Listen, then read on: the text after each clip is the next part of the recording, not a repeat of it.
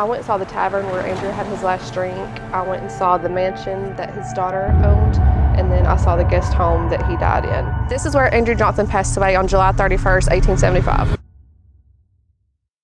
Hey guys, welcome to my channel.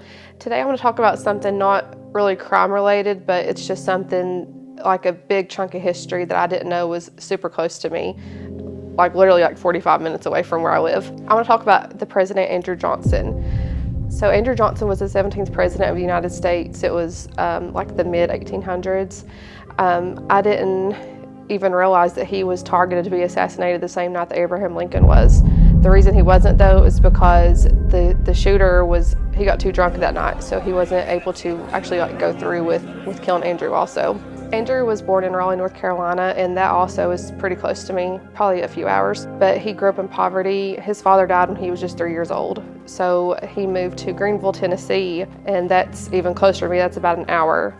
And he worked there. He had a pretty good job, back in that time.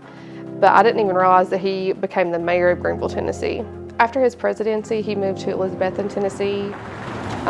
That's where his daughter lived, and his wife was there, and they all settled there. His daughter bought a mansion, and it was a super nice home. It's really big, and it had a guest home, and for the time period that it was in, it was probably a very, very nice home compared to all the other homes in the area. And we went and saw this home, and it was so nice. It's still really nice and updated and everything, and he actually restored the guest home too. And one night, Andrew had some drinks at a local tavern. It was about 20 minutes away from the mansion. He rode his horse all the way back to her house where he was staying in the guest home. He ended up having a stroke at that point, and he just never recovered from it. He died in 1865 in that same guest house.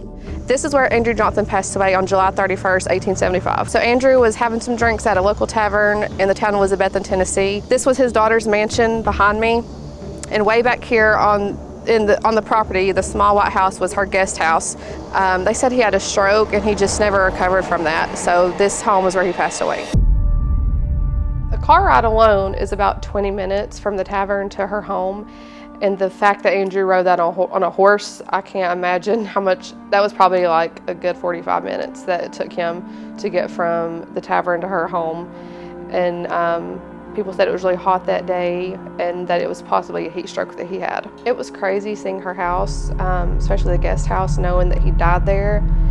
And like I said, I'm ashamed that I didn't know more about him, and the fact it's so close to where I live, and it was crazy seeing everything. The house is like a huge brick mansion. There was like white pillars in the front and super nice landscaping, and that's the first thing I said about it, was just how nice like the landscaping was, and the whole entire layout. There's a pretty nice pond right by the guest house, and it's just a really nice area.